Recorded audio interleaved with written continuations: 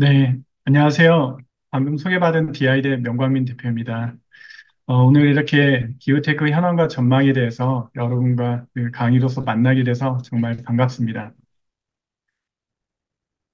제가 강의드릴 내용은 이렇게 다음과 같이 세 가지입니다. 탄소 배출로 인해서 기후위기가 어떻게 진행되는지 간략하게 앞에도 강의에서 있었기 때문에 짧게 말씀을 드리고 이 문제들을 해결하기 위한 기후테크 현황들 그리고 사례 그리고 이런 기후테크에 대한 투자 현황과 전망에 대해서 설명드리도록 하겠습니다. 국가별 CO2 누적 배출량을 이제 산업혁명 이후 현재까지 보면은 가장 많은 배출을 한 건 미국입니다. 24.6%나 되고요. 2위는 유럽연합인데요. 유럽연합에 러시아가 지금은 별도로 있는데 러시아도 4위에 해당합니다. 그리고 중국이 13.9%로 3위에 달하고 일본이 7위입니다. 그리고 8위가 인도, 그리고 우리나라는 1.1% 정도로 18위입니다. 전체 누적 배출량으로는 18위로 크진 않은데, 최근 그 배출하고 있는 양으로는 우리나라나 중국이 조금 더 높은 상황입니다. 하지만 현재까지 발생한 그 탄소 배출량에 대한 책임을 보자면 누적 배출량을 봐야 되기 때문에 가장 큰 책임은 사실은 미국이나 유럽연합, 러시아, 중국 등 그리고 일본 포함해서 이런 나라들에 있다고 볼 수 있을 것 같습니다. 최근에 연간 CO2 배출량이나 CO2 농도 변화를 보면은 이제 코비드 이전까지 보면 지속적으로 증가해왔고 중간에 석유 파동이라든지 소련 붕괴 그리고 세계 금융위기 이런 때 조금씩 감소하는 게 있었지만 지속적으로 증가했습니다. 그리고 코비드 이후에도 다시 늘어나는 추세에 있고요.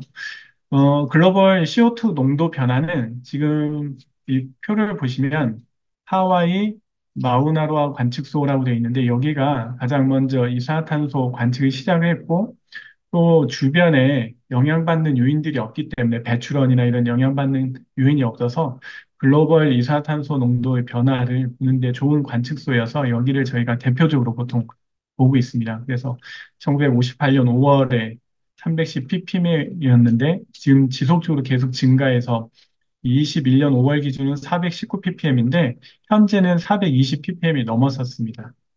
이게 계속해서 CO2 농도가 증가하고 있는 그런 상황 가운데 있고 배출량도 아직까지도 계속 증가 추세는 저희가 막지 못하고 있는 상황입니다. 이런 CO2 배출로 인해서 당연히 온실효과가 발생하게 되고 이로 인해서 지구가 역사 속에서도 자연적인 어떤 변화에 의해서 기온 변화가 있지만 최근 170년 사이에는 급격한 온난화가 진행이 됐습니다. 지금 아래 차트의 왼쪽을 먼저 보시면은, 과거 2000년 사이에 지구 기온이 어떻게 변했는지를 보실 수 있는데, 최근 1850년 이후는 관측된 기온이고, 그 이전은 이제 아이스코어라든지 이런 것들 분석을 통해서 이제 과거 기후에 대해서 고기후 분석하는 분들의 그 분석 결과에 따라서 나온 이 온도 분포인데, 과거 2000년 사이에 인류가 겪었던 것들보다 가장 높은 기온을 나타내고 있고요. 이 기온값은 과거 인류가 지냈던 10만 년 중에서 가장 온난했던 시기, 그러니까 6,500년 전후인데요. 이때 나타난 최고 기온을 현재는 초과한 상태입니다.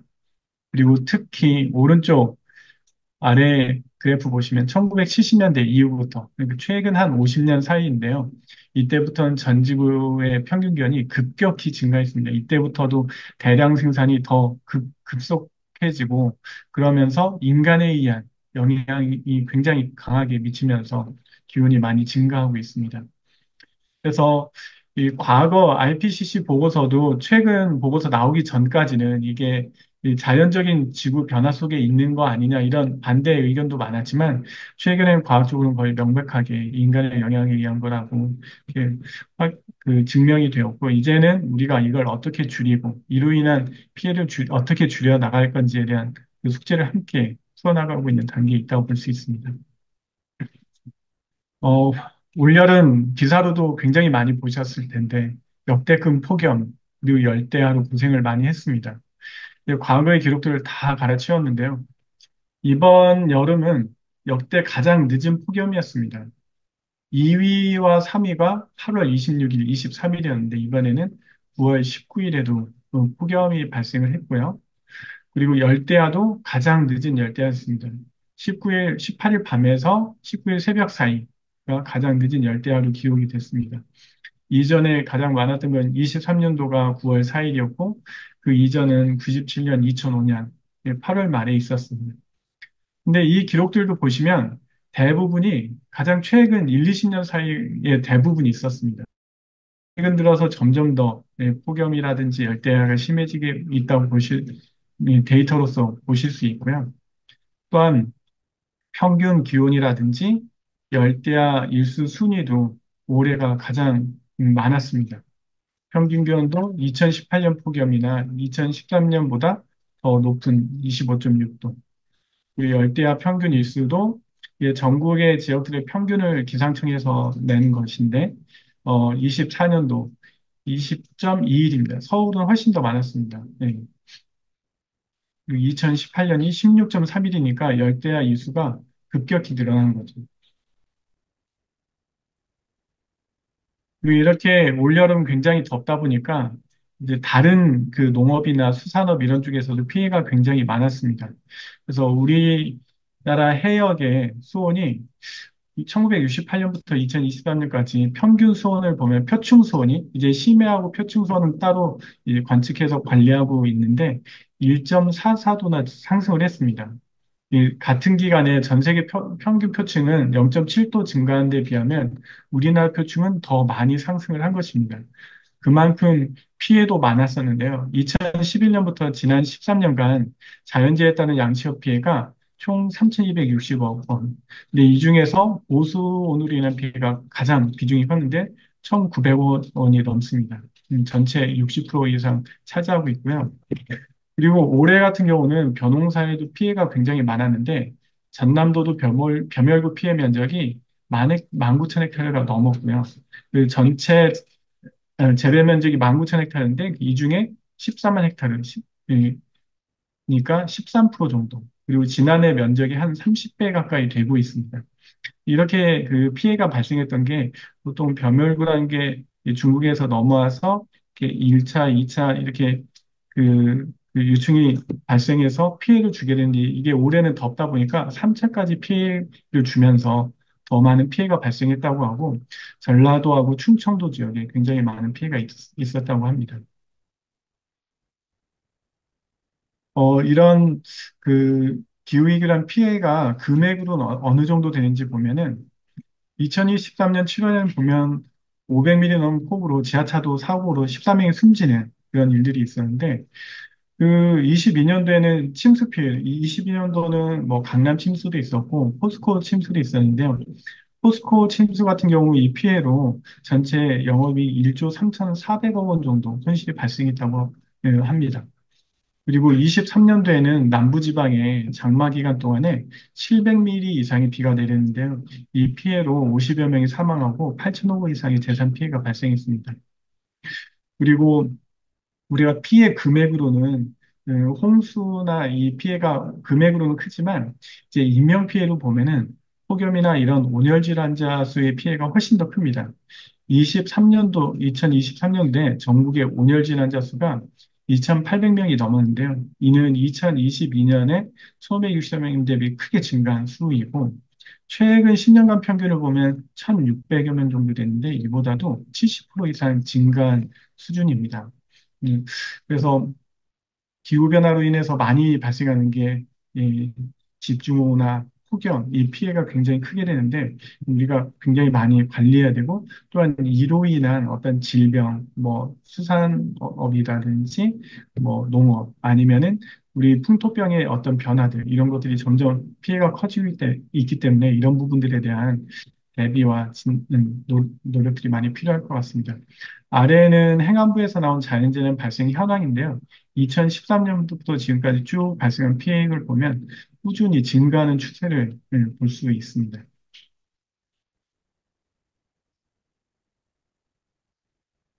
이제 이런 문제 해결을 위해서 정말 정부 차원에서도 그리고 여러 기업이라든지 시민사회에서도 이 기후 문제 해결을 위해서 탄소 배출 저감이라든지 기후 적응에 대한 필요성을 강조하고 있고 이런 문제를 해결하기 위한 기후테크 활성화를 통한 회복 탄력성 개선에 대해서도 많이 주력을 하고 있습니다.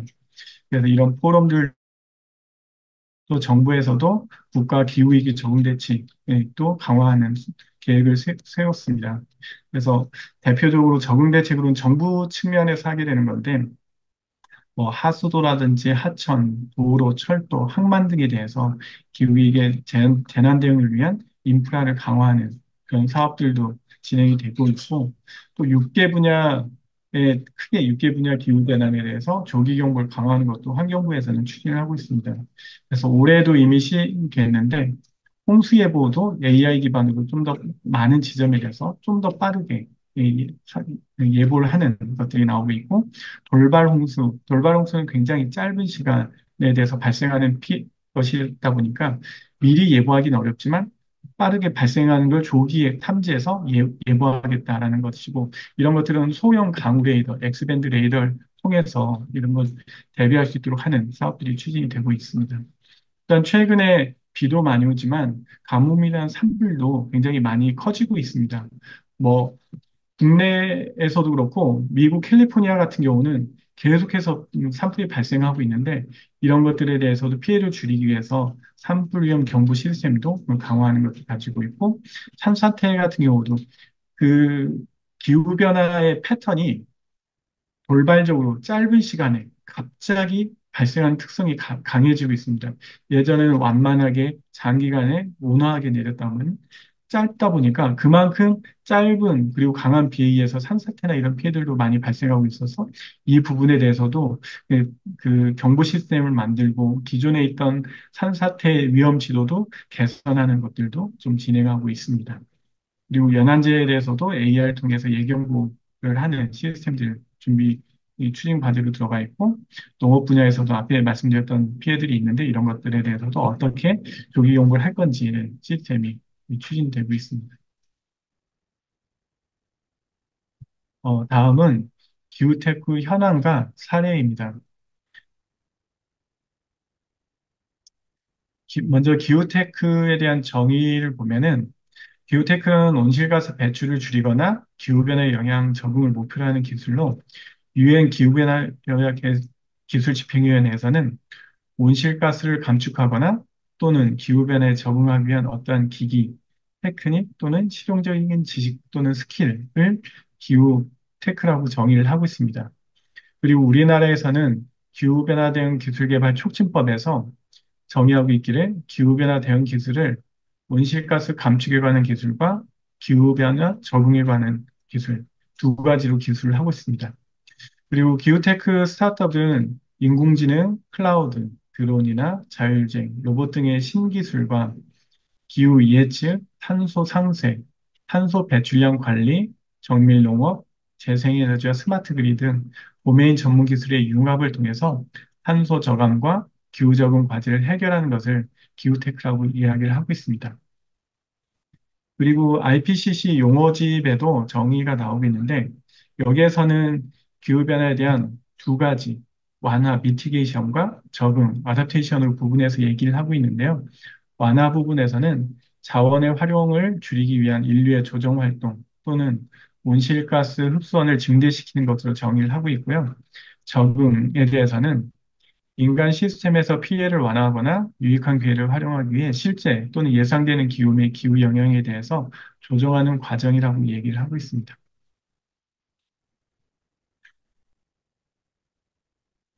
다음은 기후기술 분류 체계를 보겠습니다.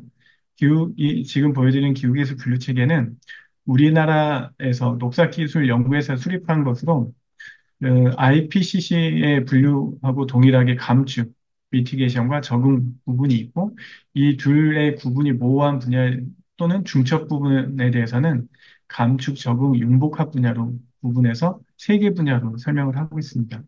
그리고 세 개 대분류 하에는 14개의 중분류와 45개의 소분류로 구분되어 있습니다. 감축 영역을 먼저 보면은 감축 영역 하위에 온실가스 저감에는 에너지 생산 공급, 그리고 에너지 저장 수송, 그리고 에너지 수요. 이렇게 크게는 세 가지가 있고, 그 하위에 보면은 발전 전환 분야에는 비재생에너지에 해당하는 원자력, 핵융합 발전, 청정화력 발전, 효율화 이런 부분이 있고, 재생에너지에는 수력, 태양광, 태양열, 지열, 풍력, 해양에너지, 바이오 에너지, 그리고 폐기물 등이 재생에너지에 속합니다. 그리고 신에너지로는 수소 제조, 연료 정지 등이 신에너지에 속합니다. 그래서 저희가 신재생 에너지라고 말하면은 신에너지와 재생에너지를 두 개를 묶어서 말하는 것입니다. 다음으로 에너지 저장 수송 부분은 에너지 저장 부분과 송배전 전력 IT로 나누는데 에너지 저장은 전력 저장, 수소 저장 이렇게 두 가지로 나뉘고 송배전 전력 IT는 송배전 시스템이라든지 전력, 전기 진흥화 기기에 해당되는 부분이 들어가게 됩니다. 최근 중요하게 재생에너지가 증가하면서 중요하게 그 나오고 있는 뭐 VPP라든지 뭐 스마트 그리드 이런 것들이 이 송배전 전력 IT 분야에 들어간다고 볼 수 있습니다. 그리고 에너지 수요에서는 수송 효율화든지 산업 효율화, 건축 효율화 부분이 에너지 수요에 들어가게 됩니다. 그리고 온실가스 저감 말고 또 다른 하나는 온실가스 고정이 있는데요. 탄소 포집, 활용, 저장 기술이 들어갑니다. 그래서 CCUS라고 하죠. 그리고 non CO2 저감이 또 다른 영역이 있고요. 다음은 적응 영역입니다. 적응에서는 산업별로 영역을 나누고 있는데 농업축산, 물관리, 기후변화 예측 및 모니터링, 해양수산연안, 건강, 그리고 산림육상 이렇게 나뉘어 있습니다. 농업축산 분야에서는 유전 지원이라든지 유전 개량, 작물 재배, 그리고 생산 영역, 그리고 가축 질병 관리라든지 가공, 그리고 저장 유통 분야, 그러니까 농업축산 분야에 들어가게 됩니다. 그리고 물 관리 분야는 수계라든지 수생태계, 그리고 수자원의 확보 및 공급, 그리고 수처리, 수재 관리 부분이 다 들어갑니다. 이게 항목으로는 몇 개 안 되지만 이 영역들이 굉장히 큰 영역들입니다. 수자원 확보 부분 같은 경우는 사실 농업도 있고 공업용수 부분들이 있는데 공업용수에서는 우리가 익히 잘 알고 있는 뭐 발전소에서도 물을 많이 쓰지만 반도체 최근에 뭐 용인의 반도체 공장 건설하는데 물을 어떻게 확보할 거냐 이런 얘기들인데 이게 굉장히 큰 영역들이고 실제로 그 반도체 공장을 생각해 보면 우리나라는 반도체 공장을 진다고 하면은 물 공급에 대한 부분을 정부에서 어떻게 공급해 줄지에 대해서 그 고민을 하고 지원을 해주게 되는데 해외에서 나가게 되면 그, 반도체 공장을 세우는 물 어떻게 공급할지도 다 자기네 비용을 해야 되기 때문에 추가적으로 어마어마한 비용이 들어가게 됩니다. 이런 것들도 굉장히 중요한 그 수 생태계 부분은 최근에 뭐 생물 다양성이나 이런 거, 그리고 앞에 말씀드렸던 뭐 양식업 피해나 이런 거 부분에서도, 양식업은 해양수산 쪽이네요. 생물 다양성이나 이런 부분이 굉장히 중요한 영역들이고, 또 수재 관리에서는 홍수라든지 가뭄, 뭐 이런 부분에서 굉장히 큰 영역들입니다. 그리고 기후변화 예측 및 모니터링 부분은 그 기후 예측이나 모델링, 약간 학문적인 분야로 볼 수 있는데 최근에는 스타트업들도 이 부분에 많이 들어가 있고 기후 정보나 경보 시스템 이런 부분도 많이 들어갑니다. 그래서 여기에는 그 정확하게 항공우주 분야가 디테일하게 안 들어가 있지만 기후테크 분류 쪽에서는 항공우주 분야가 최근에 굉장히 큰 시장으로 투자 시장에서 굉장히 크게 나오고 있고 그 내용들이 우리나라 분류로는 이 영역에 들어가게 될 것 같습니다. 그리고 해양수산연안 분야에서도 해양 생태계라든지 수산자원, 연안제 관리 부분이 들어가게 되고, 건강에서는 뭐 헬스케어라든지 질병, 간염, 그리고 식품 안전, 예방 이런 부분들이 들어가게 됩니다. 그리고 산림 육상에서는 산림 생산 증진이라든지 산림 피해 저감, 생태 모니터링 보건 이런 것들이 들어갑니다. 산림은 향후에 탄소 감축할 때도 굉장히 큰 그 흡수원으로 있기 때문에 심었다고 끝나는 게 아니고 이 현재 있는 수목들도 어떻게 잘 산불로 손실되지 않고 유지될 것인지 그 질병으로부터 잘 그 막아서 탄소 흡수 능력을 잘 유지할 것인지 그리고 새롭게 심어진 조림된 지역들도 마찬가지로 이게 그 흡수원으로서 역할을 잘 하기 위해서는 지속적으로 그런 것들이 잘 관리돼야 있기 때문에 이런 것들을 모니터링하고 흡수량을 측정해주는 그런 스타트업들도 많이 나오고 있습니다.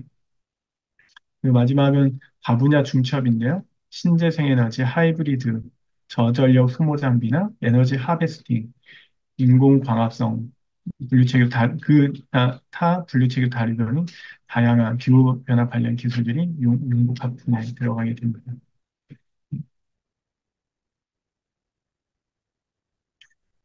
지금 보여드릴 분류는 이제 타 분야 2023년도에 나온 유형인데요. 그게 클린테크, 카본테크, 에코테크, 푸드테크, 그리고 지오테크로 나누고 있습니다. 그 앞에 에너지 분야에 해당하는 재생이나 대체 에너지 생산, 분산화 솔루션 이런 것들이 클린테크에 들어가게 되고요. 공기 중에 탄소 포집을 하거나 저장하는 것, 그리고 탄소 감축 기술을 개발하는 것들은 카본테크에 들어갑니다. 그리고 자원순환이라든지 저탄소 원료, 그리고 친환경 제품 개발에 초점을 둔 에코테크도 들어가게 되고, 푸드테크는 식품 생산이라든지 소비, 작물 재배 과정 등 탄소 감축을 추진하는 것들, 그리고 대체육 이런 것들이 푸드테크에 들어갑니다. 그리고 마지막 탄소 관측 모니터링이라든지 기상 정보를 활용하여 사업화하는 부분이 지오테크에 들어가게 되고, 탄소 관측 모니터링 이 부분이 앞에 말씀드렸던 위성 기반으로 하는 다양한 스타트업들이 여기에 들어가게 됩니다. 좀 더 구체적인 그 세부 분류하고 사례들을 보면은 클린테크에서는 재생에너지 분야에 재생에너지 생산하고 에너지 저장 장치라든지 건물 전기화하는 부분들이 재생에너지에 들어가게 됩니다. 그리고 에너지 신산업으로는 가상발전소, 홍배전이나 분산형 에너지 공장, 에너지 디지털화, 그러니까 에너지 신산업에 속하게 되고요. 탈탄소 에너지는 원전 SMR, 수소, 핵융합 등 대체 에너지원 발굴하는 것이 들어가게 됩니다. 그 카본테크에서는 탄소 포집에는 직접 포집과 CCUS, 그리고 생물학적 탄소 제거가 들어가게 되고, 공정혁신에서는 제조 공정 개선, 탄소 저감, 연료, 원료 대체 등이 들어가게 됩니다. 그리고 세 번째, 모빌리티는 전기차, 차량용 배터리, 물류, 퍼스널 모빌리티 부분이 포함되게 됩니다. 다음 에코테크는 자원순환 부분에 자원 재활용이나 폐자원 원료와 에너지 회수, 그리고 폐기물 저감은 폐기물 배출량 감축, 폐기물 관리 시스템, 그리고 업사이클링 영역은 친환경 생활 소비 제품 이런 것들이 들어가게 되고요. 푸드테크에서는 대체 식품, 앞에 말씀인 대체육이라든지 세포 배양육, 대체육, 대체 아이스크림 이런 것들이 들어가게 되고 스마트 식품은 음식물 쓰레기 저감, 친환경 포장, 식품 부산물을 활용하는 것들이 스마트 식품에 들어갑니다. 그리고 에그테크는 친환경 농업, 대체 비료, 스마트 팜 이런 것들이 에그테크의 영역에 들어갑니다. 지오테크는 우주 기상이 지금은 가장 큰 영역일 것 같은데 위성 탄소 감축 모니터링, 기후 감시 예측, 기상 정보 영역이 있고요. 기후 적응 영역으로는 물산업, 재난 방지 시설, 시스템 이런 것들이 기후 적응 영역에 들어가 있습니다. 그리고 AI, 데이터, 금융 이 영역이 기후 탄소 데이터 컨설팅이나 녹색 금융, 블록체인, NFT 영역에 들어가게 됩니다. 그러면 기후기술 분야별 있습니다. 이 자료는 이제 법령에서 녹색기술연구회에서 조사하는 자료이고 이게 최근 23년부터는 그 법 개정이 바뀌면서 조사 항목들이 달라졌습니다. 그래서 최근에는 이제 R&D 중심으로 돼서 이 산업에 대한 내용을 설명드리기 위해서 기존 자료를 기반으로 기존의 매출액이라든지 인력에 대한 통계를 설명드리겠습니다. 먼저 매출액 현황을 보면 가장 마지막으로 나온 자료가 21년 자료인데요. 기후기술 매출액이 200조 3천억 원이 됩니다.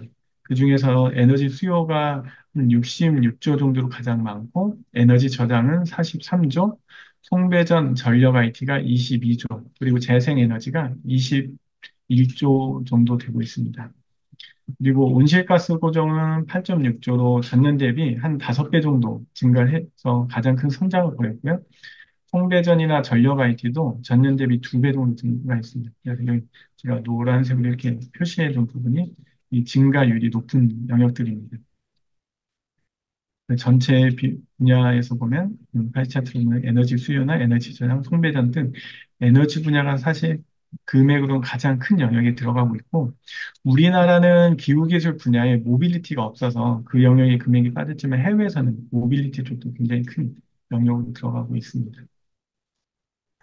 그리고 21년도 연구개발비 투자를 보면 전체 한 10조 6천억 원 정도 되는데 여기에서 가장 큰 거는 에너지 수요 2조 5천억 정도, 그리고 에너지 저장이 2조 2천억, 그리고 재생에너지가 1조 9,800억 정도 되고 있습니다. 그리고 투자 증가율이 높은 분야는 송배전 전력 IT가 가장 높습니다. 그 다음은 기후변화 예측 모니터링 영역. 앞에 말씀드렸던 위성 기반의 어떤 그 지구 모니터링이나 이런 부분들이 굉장히 많이 투자되고 있다고 말씀드렸는데 그러다 보니까 상승률에서는 꽤 큰 편입니다. 그리고 건강이나 감축 및 적응 융복합 분야도 증가율로는 높은 영역에 속합니다.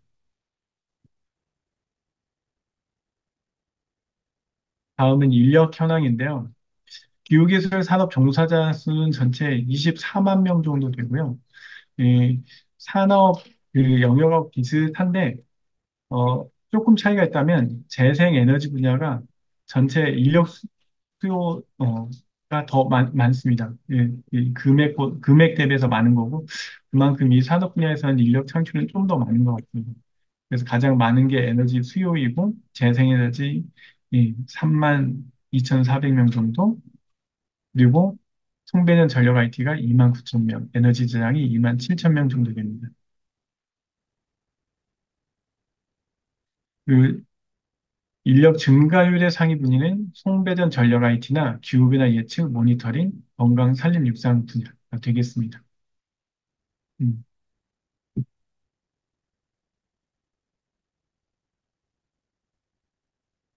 어, 지금 실시간 질문 나오신 것 중에 에너지 수요가 에너지 효율화에 대한 부분입니까? 라고 질문을 주셨는데요.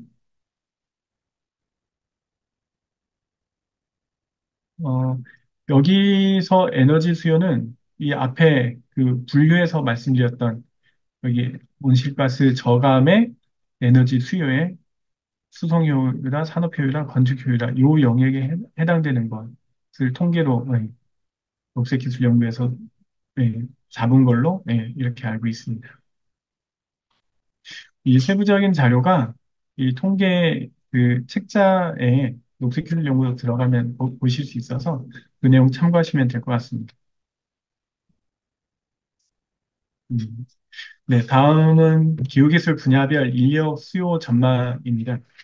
이제 어느 분야에 실제 고용된 인력이 많고 또 앞으로 취업자 수 증가가 많을지 이를 보면서 여러분들께서 이제 공부하고 계신 분들은 어느 분야로 가면 좋을지 이를 참고하시면 될 것 같아서 이 자료를 넣었습니다.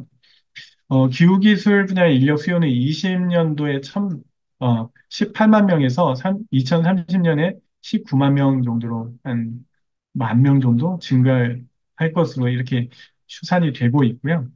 2030년까지 가장 높은 취업자 수 증가 분야는 에너지 저장 산업이 한 2,000명 이상, 그리고 에너지 수요 산업이 거의 1,900명 정도, 그리고 송배전 전력 IT가 1,800명, 그리고 재생에너지가 1,300명 정도로 보이고 있습니다. 예, 그리고 취업자 수 증가율이 높은 분야는 전체 인원 수는 아주 높은 건 아니지만 증가율이 높은 분야를 따로 본 건데요. 기후변화 예측 및 모니터링이 한 10% 정도 증가하고요. 건강 분야는 15%, 그리고 감축 및 적응 융복합 분야도 15% 정도 됩니다. 각자 이 영역에 그 관심 있는 영역이 있다면 유심히 보시고 이 영역들도 좀잘 보셔도 좋을 것 같습니다. 우리 이번 자료는 이제 각 산업 영역별로 성숙한 산업 영역인지 이제 막 기술이 도입되고 성장하는 영역인지를 본 것입니다. 그래서 보면은 지금 붉은색으로 돼 있는 부분들이 도입기 그리고 성장기에 들어가 있는 영역들입니다. 그리고 노란색으로 뒤에 들어가 있는 것들이 이 성장기가 좀 더 많은 이런 영역들이 같이 포함되어 있는데 이 붉은색, 노란색 표시된 부분들이 좀 더 이 여러분들이 많이 참여해서 들어가면 좋을 것으로 보이는 이런 영역들입니다.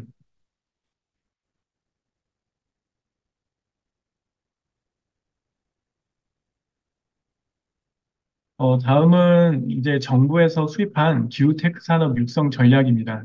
예, 작년 6월에 수립되었고요. 예, 이런 기후테크 산업 육성에서 탄소 중립 이행의 성장 동력으로 활용하기 위한 이런 전략입니다. 그래서 기후테크 산업 육성에 대한 투자로 보면은 민관 합동으로 2030년까지 145조 정도를 투자하겠다라는 내용을 발표를 했습니다. 그 세부적인 항목들을 보면은 전문 펀드라든지 초격차 펀드 등을 4천억 이상의 정책 펀드 조성하는 게 있고요. 기업형 벤처 캐피탈 CVC 등을 통해서 2천억 원 규모 민간 투자를 활성화하겠다라는 부분들이 있고요. 예, 보통 그 대기업들에서 많이 갖고 있는 CVC죠. 그리고 스케일업을 위한 융자 보증 등 기후 금융을 8조 원 정도로 확대하겠다라는 내용이 있습니다. 그리고 가장 큰 금액에 해당하는 135조 정도가 기후테크 산업의 인증, K-텍소노미 연계 등을 통해서 이런 145조 규모의 민간 5대 금융그룹 투자를 유도하겠다라는 내용입니다. 그래서 최근에 보면은 K-텍소노미에 들어가게 되면은 뭐 금융 그 대출을 받을 때 이자율에 대해서 혜택을 준다든지 이런 내용들도 좀 더 구체화되면서 이제 나오고 있습니다. 그리고 기후 문제 해결형 1조 원 규모의 대규모 연구 개발도 추진하겠다는 계획도 같이 들어가 있습니다. 이건 R&D에 해당하겠죠. 그래서 이런 투자를 통해서 우리가 목표로 하고 있는 성과는 2030년까지 유니콘 기업은 10개 이상 육성, 그리고 수출 규모는 100조 원 달성, 그리고 신규 일자리는 10만 개 정도 창출하겠다는 게 이 육성 전략의 목표입니다. 그리고 기후위기 적응 강화 대책으로는 앞에서도 잠깐 설명을 드렸는데 위험 요인별로 기후위험 지도를 만들고 플랫폼을 구축하겠다라는 게 있습니다. 그래서 10개의 기후위험별 기후위험 지도가 있는데 폭염 위험 지도, 한파, 홍수, 가뭄, 그리고 태풍, 산사태, 도시 침수, 해안 침수, 농경지 침수, 생물 다양성 위험 지도 이렇게 10개의 분야가 있습니다. 지금 보면은 뭐 홍수나 침수나 뭐 해안 침수, 농경 침수 이게 다 각각 있어서 이게 어떻게 다르지 이렇게 생각하실 수도 있을 텐데요. 기본적으로 홍수 위험 지도라고 하면은 보통 하천 범람이나 그래서 국가하천이나 뭐 지방하천에 따른 홍수 범람이 어떻게 되는지 이런 것들을 다루는 거라고 이해하시면 되고 도시 침수 지도는 도시에 비가 얼마큼 왔을 때 하천의 영향도 있겠지만 비가 왔을 때 이제 하수 관거에 의해서 물이 다 배출이 돼야 될 텐데 그 용량을 초과했을 때 어느 지역들이 이 침수되는지에 대한 지도입니다. 이 만들어진 원리가 좀 다른 거고 해안 침수 지도 같은 경우는 이제 그런 것들에 더불어서 이제 쓰나미라든지 폭풍의 일이라든지 이런 게 왔을 때 해안 지역이 어떻게 침수되는지에 대한 그래서 이거는 해수부 쪽에서 하는 영역들입니다. 그리고 농경 침수는 아마 농림부 쪽에서 하게 되는 걸 거여서 이게 각 그 원리들이 조금 차이가 있어서 다르게 지도가 만들어지게 됩니다.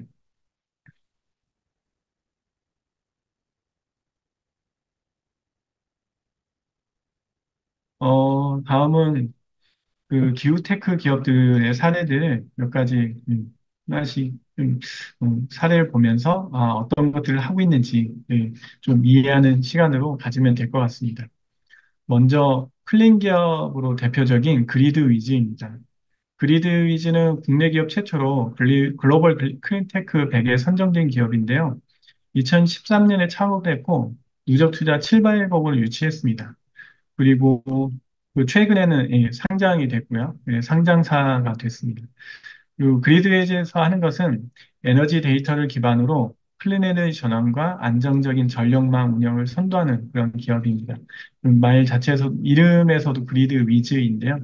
전력망을 어떻게 잘 운영할 것인지, 특히 재생에너지 비율이 증가하면서 이런 것들이 굉장히 중요하기 때문에 이런 부분에서 굉장히 유망한 그리고 그 훌륭한 기업입니다. 2020년에 500억 원 이상의 매출을 올리는 등 에너지 분산 분야에서는 굉장히 빠르게 성장하고 있는 클린 에너지 스타트업이고요. 현재는 800여 개의 산업 고객들이 있고, 원전에 뭐 400여 기가 1시간 동안 생산하는 용도의 양의 에너지를 절감하고 있습니다. 음. 그리고 전기 자동차 및 충전 통신 모뎀 분야에서도 그 특화된 기술을 가지고 있는데요. 국내 1위 점유율도 가지고 있고, 어, 전기 자동차 충전기 사용 고객을 대상으로 스카이블루라는 그 서비스를 론칭했습니다. 그래서 이걸 지속적으로 확장하고 있는데요. 이 뒤에서 좀 더 자세히 한번 설명드리겠습니다. 여기 보면 스카이블루는 참여자들에게 환경보호에도 기여하고 요금 절약하는 효과를 주는 그런 서비스인데요. 어, 전력골에서 충전기를 이용하는 고객들에게 전력 감축 요청이 오면은 그 시간대에 충전하는 충전기의 충전 전력을 낮추거나, 그러니까 충전하고 있다면 충전 전력을 낮춰서 부족한 전력을 채워주는 거죠. 아니면은 그때 감축한 만큼 정상금을 지급해서 요금 절약 효과를 주는 그런 것들이 있고, 또 하나는 제주도에서 그 론칭해서 확대하고 있는 건데, 수요 반응 시장 활성화에 맞춰서 스카이블루가 점점 확대되고 있고, 총 115메가 규모로 일반 가정 1만여 가구의 하루 전력 공급량에 해당하는 부분들입니다. 그리고 해와 바람이라는 신규 서비스도 제주도에서 시작을 했는데, 이런 재생에너지 공급 과잉이 예상될 때 전기차를 충전해주면, 이게 과잉되는 거를 그때 충전을 해서 저장하게 되는 건데, 이렇게 하면은 50원을 오히려 돈을 받는 서비스입니다. 그래서 이 둘 다 제주도에서 이렇게 시범으로 진행을 한 건데, 이 이 두 가지 서비스를 같이 보게 되면은 전력이 부족할 때는 충전을 늦춰서 부족한 전력을 채워주는 거고, 그 전력이 남을 때는 차에 충전을 해서 이 전력의 그 수요 공급 균형을 맞춰주는 그런 역할을 해주는 거죠. 차량의 배터리 ESS로 활용하는 그런 것이라고 보시면 될 것 같습니다.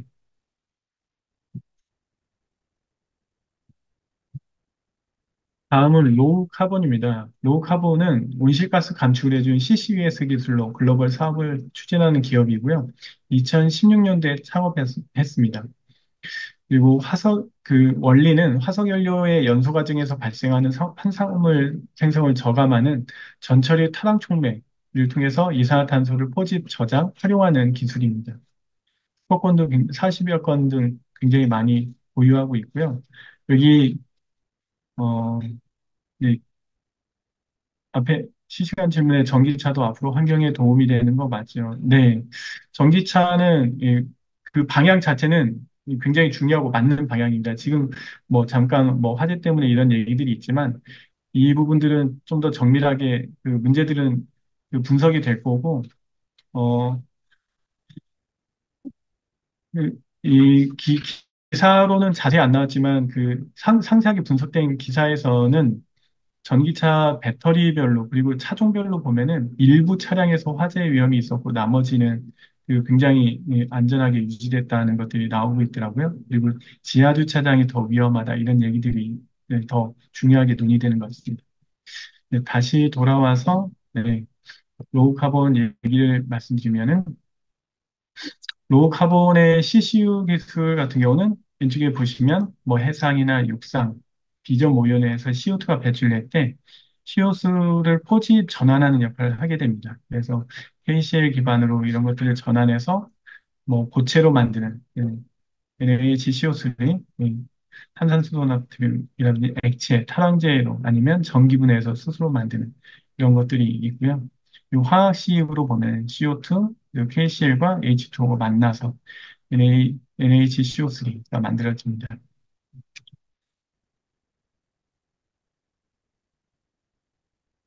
그 다음은 에코기업 중에 대표적인 스퍼빈입니다.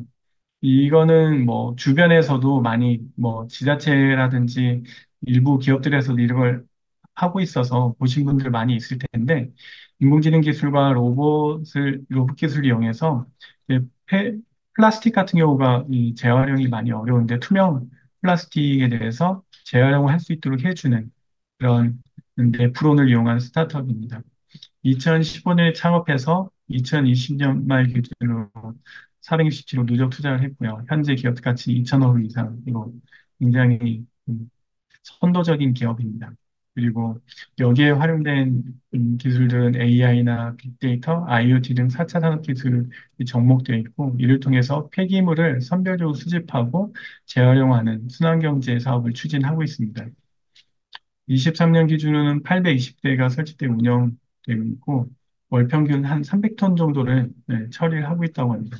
그리고 25년에는 5,000대를 운영해서 연간 3만 톤 정도 생산 시대를 구축하는 게 목표라고 합니다. 이 그림 보시면은, 네, 쭉 보시면 네프론에 이제 물건을 구입해서 뭐 마시고 나면 그 폐 플라스틱 병을 네프론에 투입하고 이걸 통해서 수거 재활용해서 새로운 용기로 만드는 것입니다.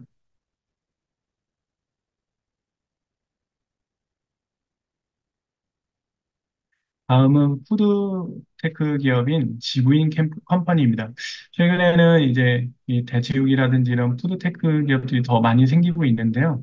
지구인 컴퍼니 같은 경우는 지구의 건강을 위해서 만든 대체 식품인 얼리미트라는 제품을 통해서 사업을 하고 있는 기업입니다.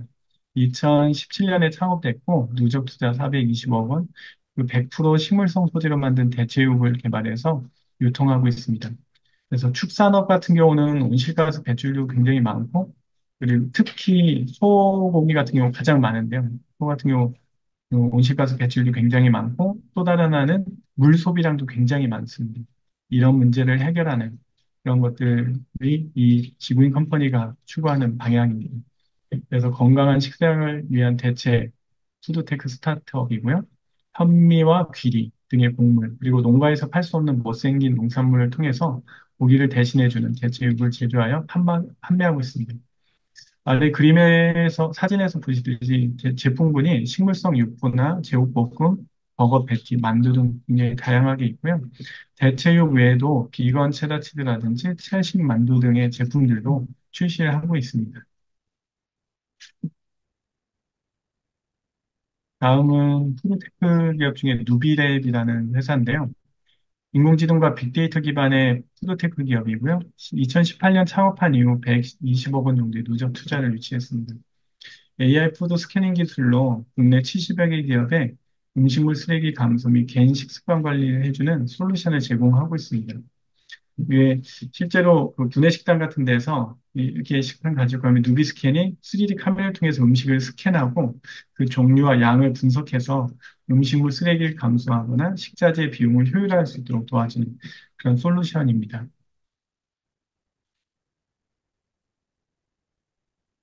다음은 지오테크 기업의 대표적인 나라 스페이스입니다. 나라 스페이스는 지구관측 초소형 인공위성을 통해서 바이오매스 추정하고 활용하는 그런 스타트업이고요. 광학위성하고 싸위성, 그리고 항공기나 라이다 센서 데이터를 융합해서 사용하고 있습니다. 이런 위성 기반을 사용하는 목적은 해외라든지 넓은 지역의 환경 모니터링을 위해서 이렇게 하는 거고, 어, 다음 페이지 보시면, 예, 2015년 설립 후 135억 원의 누적 투자를 유치하고 있는데, 식생 관리라든지 탄소 저장량 산출, 그리고 토지의 불법 사용 감시 등의 이런 것들을 활용할 수가 있습니다. 여기 보시면 식생 관리에서도 이 두 가지 영상들을 가지고 이렇게 분석을 하는 것들이 예시로 들어가 있고요. 그리고 AI 기반 생물량 관측이라는 거는 이 실제 나무를 심고 그 생물들에서 얼마나 이 탄소가 감축되는지 이런 것을 분석하기 위해서 진행하는 이런 과정들이라고 보시면 될 것 같고요. 이 오른쪽에 광학 이미지나 토양수분 이런 것들도 위성을 통해서 얻어지는 여러 영상 자료들 중에 하나입니다.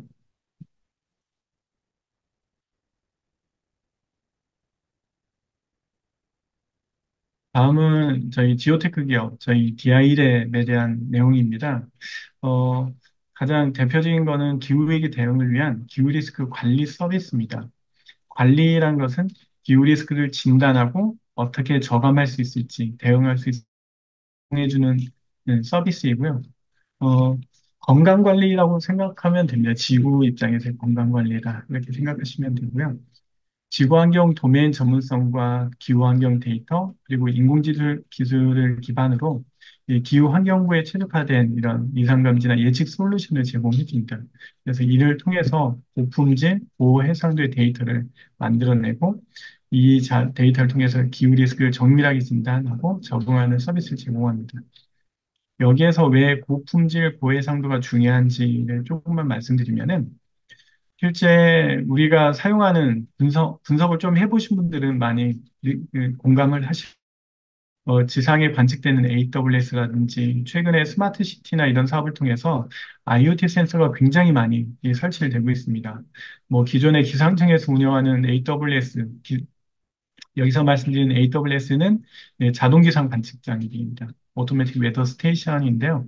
자동 기상 관측 장비가 기상청에서 한 620개 정도 운영하고 있는데 그 최근에 스마트 시티 사업으로 지자체 단위로 서울시에서도 뭐 스마트 폴 기반의 S다시랑 관측망이 한 1,100개 정도 가지고 있고, 대전시에서도 미세먼지나 일부 기상 자료가 있는 관측망이 한 680개 정도 있고, 뭐, 그리고 KT나 KT에서도 뭐 미세먼지 관측망이 한 2,000개 이상이 있었는데요. 이런 데이터들을 잘 사용하기 위해서는 실제로 나타나는 오류 데이터, 장비의 오류로 생기는 오류 데이터라든지 아니면은 정상적으로 관측됐지만 분석에선 제거해야 되는 데이터들, 이런 것들을 정밀하게 이상 감지하고 고품질로 만드는 작업들이 필요합니다. 그게 완료가 돼야지만이 그 촘촘하게 설치된 데이터들을 제대로 쓸 수가 있게 되는 거고요. 이렇게 이상 감지하고 나서 고품질 데이터를 만들면 그 많이 설치된 고해상도 데이터를 통해서 정확하게 위험 기상을 탐지할 수 있습니다. 왜 그렇게 되는지 조금만 말씀드리면 최근에 나타나는 그 북치성 호우 같은 경우 올해 때인데 아파트 단지 일부분만 이렇게 비가 내리는 이런 사진을 보셨을 겁니다. 그런 현상들이 과거에는 많지 않았는데 최근 들어선 점점 더 많아지고 있습니다.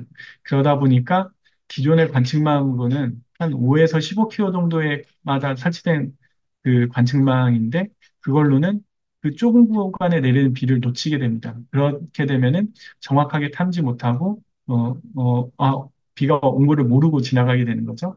그건 마치 저희가 과거 엑스레이만으로 진단할 때는 놓쳤던 질병을 MRI로 진단하게 되면 찾을 수 있게 되잖아요. 그것과 비슷하다고 보시면 됩니다. 근데 최근 같은 이상기후 현상들은 고품질의 고해상도 데이터를 통한 진단이 굉장히 중요하다. 정확히 진단해야 그에 대한 대비를 세울 수 있는 거죠. 그래서 정확한 데이터로 진단하고 그에 맞춰서 각 산업별로 어떻게 대응해야 되는지 이에 대한 정보를 주는 겁니다. 기존에 우리가 사용했던 기상자료라고 하는 거는 기상청에서 제공해주는 자료다 보니까 각 산업 영역별로 뭐 계절 가전이나 의류나 아니면 에너지나 수송이나 뭐 이런 분야별로 어떻게 액션을 해야 되는지 위험 기준도 서로 다른데 똑같은 알람 기준을 주다 보니까 한계가 있었습니다. 이런 것들을 각 산업들의 기준에 맞게 각 산업들의 그 필요에 맞게 분석해서 제공되는 그런 모델이 필요한 것입니다.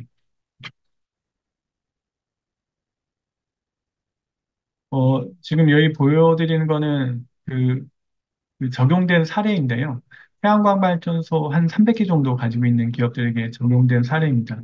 여기 왼쪽 아래 이미지 보시면 전체 전국에 있는 지점들 중에 어디가 더 많이 왔고 그렇기 또 앞으로는 얼마나 더 올 건지 이 현재까지 내린 비와 앞으로 내릴 비를 가지고 분석을 해서 어디 지역이 위험하니 어디부터 먼저 그 점검을 하고 대응을 해라라는 정보들을 주는 겁니다.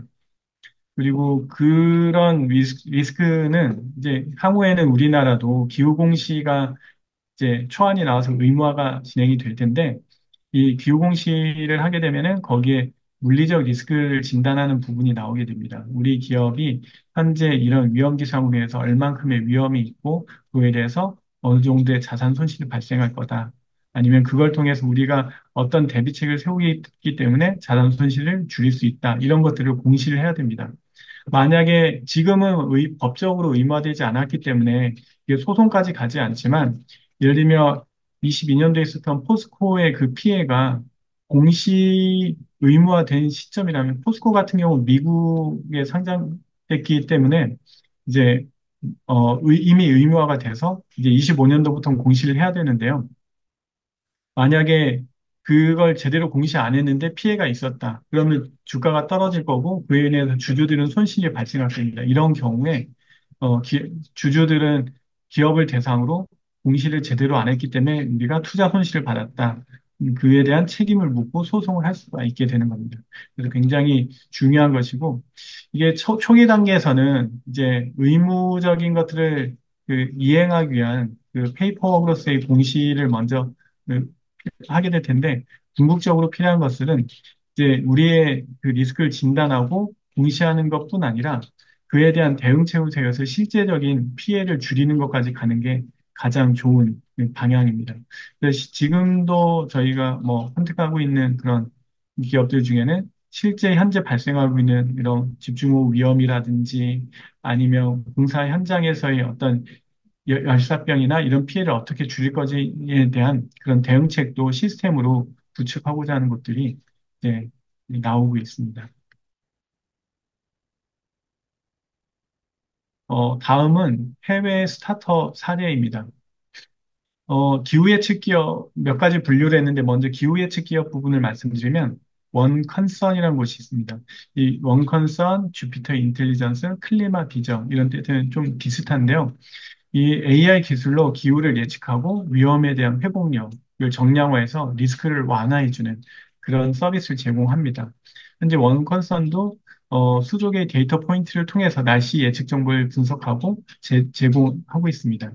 그리고 주피터 인텔리전스 같은 경우는 회계 기업을 대상으로 물리적 리스크를 진단해주는 툴을 제공하고 있는데 PwC하고 협업을 하고 있습니다. 여기에도 기후변화로 인한 미래 상황에 대비할 수 있도록 IPCC 시나리오 기반으로 그 기후 리스크를 플러드 스코어, 뭐 히스코어 이렇게 만들어서 제공을 해주고 있고요. 이를 통해서 기업들이 동시에 사용하고 있습니다. 지금 기후공시의 대표적으로는 저희가 알고 있는, 익히 알고 있는 S&P 500을 내고 있는 S&P에서도 이제 이런 도구들을 가지고 있는데 그런 것들에서 제공하는 거의 한계는 이제 모델 격자가 굉장히 큽니다. 뭐 100km 뭐 이 정도 크다고 보면은 우리나라가 뭐 4개, 8개, 뭐 몇 개 격제 안에 다 들어가는 거죠. 그러면 좁은 뭐 산악지역하고 뭐 대구하고 당연히 포항, 부산 다 다를 텐데 똑같이 나올 수 있는 이런 문제들이 있습니다. 이런 것들을 어떻게 더 상세할 거냐. 그러니까 현재 이 기후공시 서비스에서 문제가 있는 거고 주피터 인텔리전스도 미국 내에서는 좀 더 상세한 자료를 가지고 있을 텐데 우리나라 같은 경우는 아직은 러프한 자료를 가지고 있고 그래서 저희 같은 경우도 이런 문제를 해결하기 위해서 기상청에서 가지고 있는 고해상도 시나리오 데이터를 적용해서 이런 물리적 리스크를 진단하는 것을 지금 프로토타입으로 개발하고 있습니다. 다음 클리마 비전인데요. 여기는 적어도 독점 데이터를 이용해서 일기예보 타이밍의 정확성을 높이고 기후 리스크를 완화하는 서비스를 제공하는데 여기에서 키가 되는 건 클레마 비전은 주 고객 중에 하나가 카길이라는 농업 쪽에 굉장히 큰 기업입니다. 카길은 글로벌 회사인데 글로벌로 어느 지역의 농업 생산량이 달라지고 언제 구매하고 떻게 판매해야 될지 이런 계획들을 세우는데 활용하게 되는 것입니다. 그리고 그로우 인텔리전스 같은 경우는 AI 기술을 하면서 농업 데이터를 수집 분석하고 농산물에 어떤 영향을 미치는지 그 시기적으로 적절한 정보를 얻을 수 있도록 하는 농업 데이터 분석 플랫폼을 제공합니다. 여기도 앞에 말씀드렸던 벼, 벼 농사에 피해를 주었던 그런 것들도 이런 서비스가 있다면 좀 더 개선될 수 있겠죠. 다음은 탄소 상쇄 및 탄소 배출량 관리를 해주는 스타트업입니다. 대표적인 게 파차마인데 많이 들어보셨을 겁니다. 이 나머지 기업들도 거의 비슷한 그 서비스를 제공하고 있는데요. 머신러닝이나 위성 이미지, 드론 및 라이더 기술을 결합해서 산림 보호라든지 복원에 기여하는 그런 서비스를 제공하고 있습니다. 그래서 복원된 산림에 의해서 포집된 탄소량이 얼만큼인지 그리고 모니터링 해줘서 이걸 산정하게 되는 거죠. 저희가 기업이랑 국가 단위에서도 탄소 배출량을 줄이게 되면은 이런 것들에 대해서 어, 네, 알겠습니다. 잠시만요. 네, 됐습니다. 어, 기업이나 국가 단위에서도 얼마나 탄소 배출을 줄였는지에 대한 부분들이 어, 정량적으로 산출되고 그게 3자위에서 검증되는 과정들이 필요한데 여기에 활용될 수 있는 이런 플랫폼이라고 보시면 될 것 같습니다.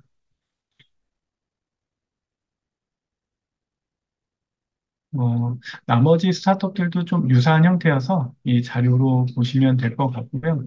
이런 스타트업들은 국내에서도 비슷하게 계속해서 나오고 있습니다. 굉장히 중요한 영역이고 앞으로도 좀 더 성장성이 클 거로 보이고 있습니다. 다음은 정밀 농업이나 재생에너지 및 스마트 그리드 분야입니다. 어, 대표적인 셀레스 이미지를 보면은 AI를 통해서 작물 생산을 최적화할 수 있게 설계된 항공 스펙트럼 이미지와 그 분석 플랫폼을 제공하는 기업입니다. 그리고 파마이즈 랩 같은 경우는 머신러닝하고 AI를 활용해서 자율적으로 제초, 심기, 파종, 그리고 경작을 포함한 모든 각종 작업을 수행할 수 있는 로봇을 제공하는 기업입니다. 그리고 브레니스 같은 경우는 세계에서 가장 큰 농업 폐기물인 완겨를 통해서 정수 필터를 만드는 스타트업입니다. 이를 통해서 탄소 배출도 막아주고 기존 필터보다도 굉장히 효과적으로 쓸 수 있는 그런 스타트업이고요. 베어 플래그 로보틱스는 최근에 들어보셨을 수도 있는데 존 디어가 가장 큰 농업용 트랙터나 이런 걸 만드는 회사죠. 존 디어가 인수한 기업인데요. 자동화를 통해서 비용을 낮추도록 설계된 농업용 트랙터 자율주행 기술을 개발했습니다. 그 가이아 스코트 같은 경우는 재생에너지의 전략 자산에 대한 입찰 및 거래를 위한 AI 기반 가격 예측 정보를 제공하는 그런 스타트업이고요. 랩터맵은 드론이나 유엔 항공기를 이용해서 태양열 현장에서 생성된 열이나 컬러 이미지를 분석해서 그 발전소죠. 솔로팜 포트폴리오 전체 전력 생산 성능을 높여주고 비용을 절감해주는 그런 플랫폼을 제공하는 스타트업입니다. 뒤에 설명할 때도 말씀드리겠지만 이번 9월에 이제 그 아리 플러스라고 그 캘리포니아 NIM에서 전시회가 있었는데 이때 이 스타트업도 만났었습니다. 해외 스타트업 사례에 대해서 어, 몇 가지 사례를 좀 자세하게 말씀드리겠습니다. 원컨선 같은 경우는 폭풍에이라는 홍수를 측정한 디지털 트윈 시뮬레이션을 가지고 있는데요. 지금 왼쪽에 보시면 이게 서비스되는 화면의 예시입니다. 그래서 어느 시점에 특정 지점에 대해서 어느 시점에 얼마나 수위가 올라가서 홍수 위험이 있는지 위험 등급이 어느 정도가 될지를 알려주는 그런 서비스입니다. 그래서 기후변화로 인해서 전력망이라든지 도로나 공항, 건축물 또는 자연환경에 숨겨진 어떤 위험을 분석하고 예측해서 피해를 미리 줄일 수 있도록 해주는 그런 서비스입니다. 이 서비스를 만들기 위해서 들어가게 되는 여기 보면 인풋 데이터라든지 사용하는 모델입니다.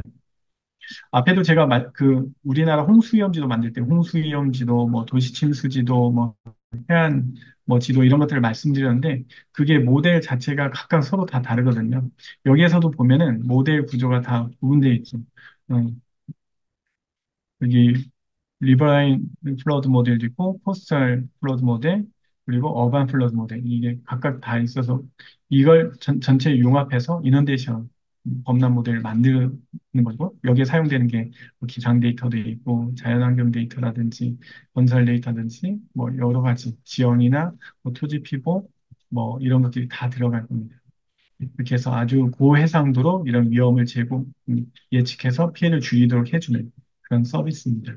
앞으로는 우리나라 같은 경우는 과거에도 이런 집중호우가 심했는데 앞으로도 더 심해지기 때문에 이런 것들에 대비하기 위해서 저희 같은 경우도 이런 초단기 예측이나 이런 것들을 굉장히 중요하게 기술적인 부분을 개발하고 있고 유럽 같은 경우는 과거에는 되게 완만한 강수가 많았는데 최근에는 유럽에서도 굉장히 집중경비가 강수 패턴이 달라지고 있어서 그런 지역들에서도 이런 수요가 더 많아질 걸로 예상이 되고 있습니다.